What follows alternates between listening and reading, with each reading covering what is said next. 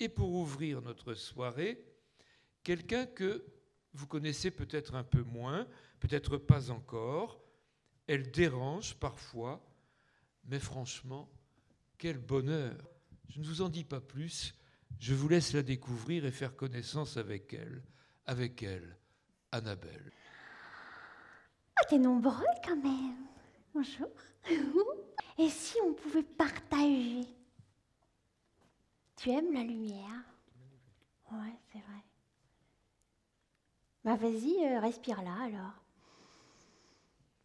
Ou tu peux la boire aussi, ça dépend. Est-ce que tu aimes boire la lumière?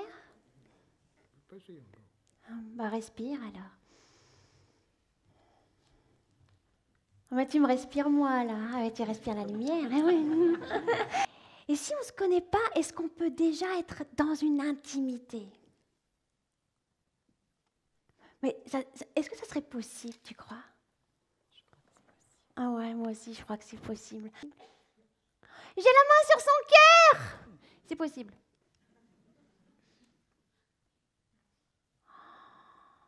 C'est bon, hein? Que ça fait 15 ans d'âge de terre que j'accompagne les patients qui vont vers le pays du très loin d'où on ne revient pas.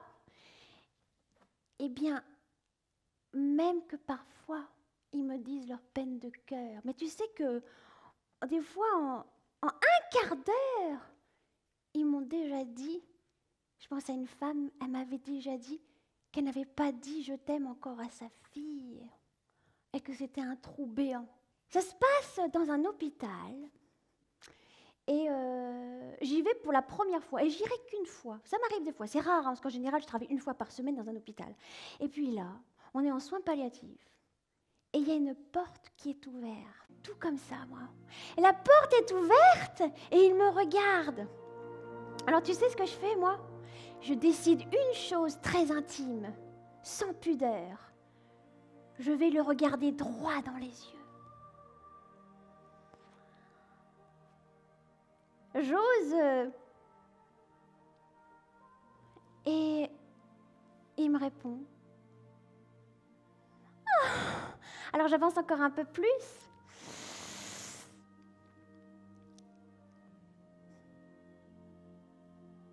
Et il me répond. Alors j'avance encore un peu plus parce que tu sais, même si je suis impudique, je respecte beaucoup l'espace vital. Alors, je fais comme ça. Tu comprends le message? Et lui, il me fait. Alors ça y est, moi je rentre dans sa chambre. Et alors tu sais quoi, comme tout à l'heure quand je t'ai regardé toi, mais je le quitte toujours pas des yeux, je l'ai pas quitté une seule fois des yeux. Je le quitte pas des yeux, je le quitte pas des yeux, je le quitte pas des yeux, je le quitte pas des yeux et je suis comme ça. Mais c'est normal si je suis comme ça, c'est la première fois que je le vois. Et c'est merveilleux, c'est un trésor, c'est une lumière. Alors j'arrive comme ça, avec la musique d'amour. Je suis un peu au ralenti d'ailleurs. Alors je m'assieds sur son lit comme ça. Et je vais pour lui parler et d'un seul coup, lui, il explose en larmes, comme ça.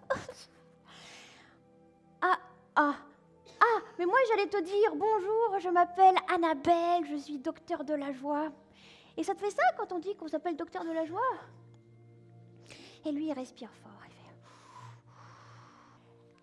Il fait... C'est la façon d'être regardé. Je dis, ah bon, mais moi, moi, je te regarde total. Je te regarde tout ton être. Je regarde tout toi. Et quand on regarde tout toi, ça te fait ça. Et là, il recommence à pleurer à chaudes larmes. Il se concentre fort pour pouvoir me répondre. Il dit, ça fait longtemps que je ne me suis pas sentie autant aimée. Et il me dit, je suis comblée. Tu te rends compte, quelqu'un qui va bientôt mourir et te dit qu'il est comblé juste parce que tu l'as regardé total. Mais toi, est-ce que tu pourrais regarder d'amour total? Quelqu'un que tu connais ou quelqu'un que tu connais pas? Total, comme ça, mais parce que c'est normal de se regarder parfois.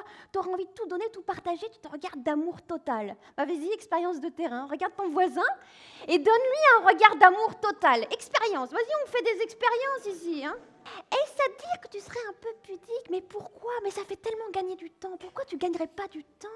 Est-ce que c'est pas possible de tout donner à l'autre? Mais si, mais c'est tellement simple. Moi, je pense que la chose la plus intime à partager, tu sais ce que c'est? C'est la joie. Mais tu sais, pas une joie superficielle, pas une joie de plaisir de façade, une vraie joie. Une vraie joie d'être à être, de pépite à pépite, de perle dans une coquille d'huître à perle. Ça me fait penser à un homme que je rencontre pour la première fois. Tu sais ce qui s'est passé? Il était très fatigué. C'est normal, il va bientôt mourir. Tu le crois? J'ai tendu ma main parce qu'il était fatigué. Il a posé sa main. Il a posé son visage sur ma main. Il a fait comme ça. Je ne le connaissais pas du tout. Il s'est endormi sur ma main. Oh là là. Alors après, au bout d'un moment, j'ai mis la main sur son cœur, tu vois. Il a posé la main sur ma main. Il a dit « Merci, ça fait du bien. » Mais tu te rends compte comme ça serait bien si dans notre société, d'un seul coup, on enlevait la pudeur. On pourrait déjà la mettre la main sur le cœur d'une personne qu'on ne connaît pas, l'autre la mettrait encore. Mais pourquoi les gens de terre, tu compliques tout? Pourquoi ça serait pas si simple? Non, tu fais comme moi, j'ai dit.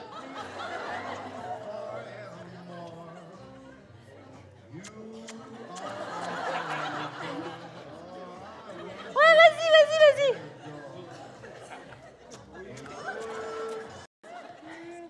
Merci.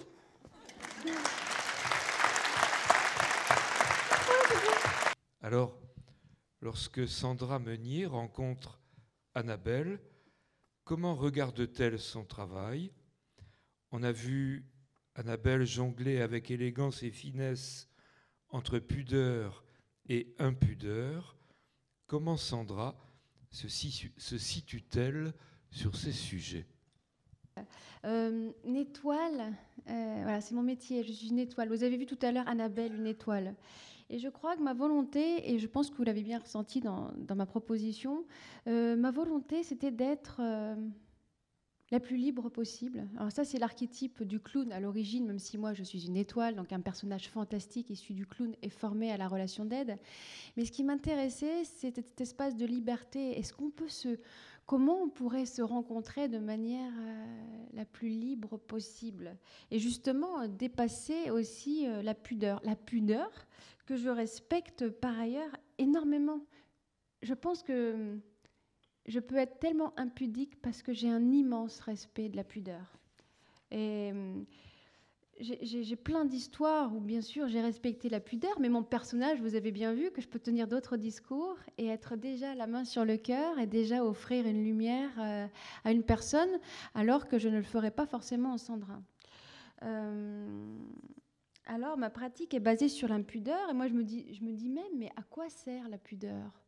Même si je l'entends, je la respecte, et par ailleurs, Sandra peut être pudique. Tiens, il y a un aspect de moi qui est impudique totalement. Et je ne sais pas, dans la salle, s'il y a beaucoup de professionnels de santé qui côtoient des personnes qui vont mourir. Est-ce que vous pouvez lever la main, par exemple? Ça me donnerait un ordre d'idée. D'accord, waouh. Ok, très bien. Alors, vous connaissez peut-être cet endroit très particulier où la personne qui même, imaginons une personne avec une pudeur, alors je ne sais pas moi, corporelle ou à tout autre niveau, quelqu'un qui n'a pas dit pudeur des sentiments, pudeur. Est-ce que vous avez senti qu'à un moment donné, certains patients perdent cette pudeur? Ça vous dit quelque chose? Non, mais peut-être que ça ne vous dit rien, mais est-ce que ça vous dit quelque chose? Dites-moi un petit peu, oui, non?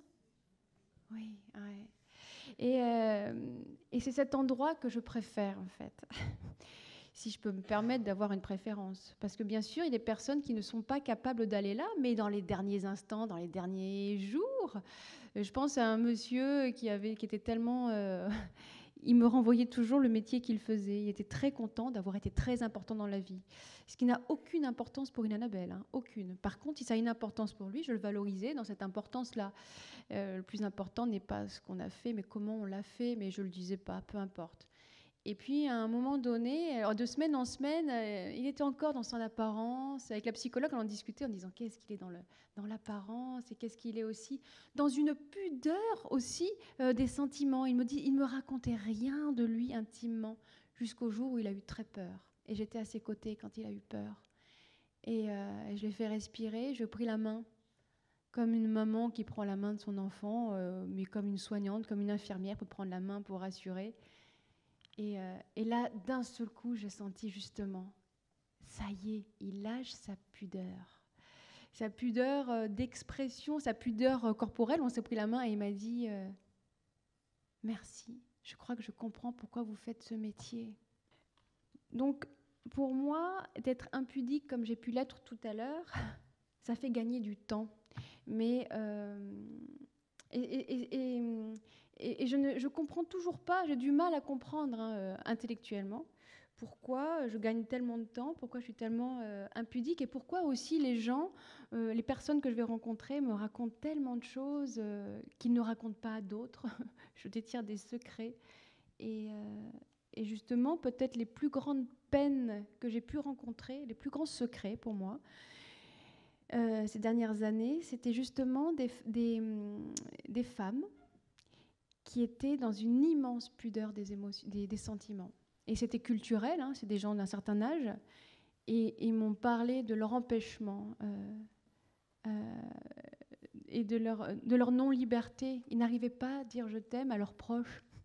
Alors quand c'est comme ça, je me fais facilitatrice d'amour, de pensée, et puis on écrit une lettre, voilà, toute simple. Et même la lettre toute simple, elle met du temps à se dire, enfin, elle met du temps à s'écrire.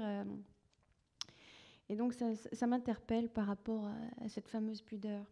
Je voulais dire aussi tout à l'heure, j'ai écouté la fin parce que j'ai dû mettre du temps pour me démaquiller. Et tu as parlé tout à l'heure de la pudeur, et notamment de le fait de s'habiller, de se dévêtir. Et alors, figurez-vous que j'ai une histoire comme ça, vraiment très très belle à vous raconter. Et c'est une aide-soignante qui a assisté une fois à une conférence. Bah tiens, c'était dans la Meuse. C'était une conférence où on était ensemble, Michel. Et quelques temps plus tard, donc je fais une conférence, mais de 1 heure, 1 heure et demie. Des fois, je suis plus longue. Hein. Et je pense, à chaque fois, je transmets des pratiques d'accompagnement dans l'imaginaire. Comment on accompagne dans l'imaginaire ? L'imaginaire pour être plus apaisé, pour être dans une plus grande joie. Et cette aide-soignante m'a envoyé un message un jour, mais quelques jours après ma conférence, et elle me disait « Mais merci, vous m'avez émerveillée en conférence, et je voulais vous témoigner de ce qui m'est arrivé. » Et elle m'a parlé d'une personne, d'une résidente qui ne voulait pas être déshabillée pour prendre la douche. Alors c'était bien embêtant parce qu'il fallait quand même bien se doucher. Et alors elle me raconte. Et alors là, j'ai pensé à Annabelle et ses petites idées. Et en même temps qu'elle déshabillait cette patiente, elle lui a dit « Eh bien, imaginez que vous portez une très jolie robe. Vous confectionnez des robes, non ?» Alors la petite dame dit « Ben oui, j'ai confectionné des robes. » Et puis elle commence à raconter ce qu'elle a... à décrire la robe qu'elle pourrait porter. Et après, donc l'aide-soignante voit que ça marche. Elle dit, elle ne revient pas. Alors elle dit, et vous porteriez quoi comme souliers ? Et c'est comme ça qu'elle va habiller complètement la patiente en même temps qu'elle la déshabille et qu'elle la lave. Après, elle est totalement lavée, donc totalement nue, elle est lavée. Et puis elle dit à l'aide-soignante, merci. J'ai adoré, c'était tellement léger. Donc ça voudrait dire quoi, respecter la pudeur ? Pour moi, elle a totalement respecté la pudeur. Et puis en même temps, eh bien, tiens, pourquoi on n'accompagnerait pas dans l'imaginaire pour en même temps protéger cette pudeur, puis en même temps en faire quelque chose ? Et j'ai trouvé que c'était assez joli comme histoire. Donc peut-être que c'est ce que j'ai envie de vous transmettre, peut-être le plus important. Aussi vous dire que je serai sûrement la première à respecter une personne qui désire se couvrir parce qu'elle est pudique. Mais je suis aussi la première à ne pas être dérangée parce qu'elle est totalement nue, parce que démente et parce que ça n'a plus de sens de se couvrir. Donc je pense que c'est aussi à nous, les accompagnants, les soignants, de dépasser notre propre pudeur et puis se caler effectivement sur là où en est la personne. Mais c'est très important d'accepter l'autre tel qu'il est. Et puis peut-être à notre contact, peut-être que si on est de moins en moins impudique, mais c'est une belle qualité de ne pas être pudique dans ma représentation de ce qu'est la pudeur. Et plus on pourra aller loin en nous, en honnêteté, en ouverture, en authenticité et en donnant tout de nous. Alors, ça veut dire nos défauts, nos qualités, notre corps, ce qu'on aime moins, ce qu'on aime plus. Mais est-ce que si on était capable de tout donner, peut-être que l'autre en face serait moins pudique.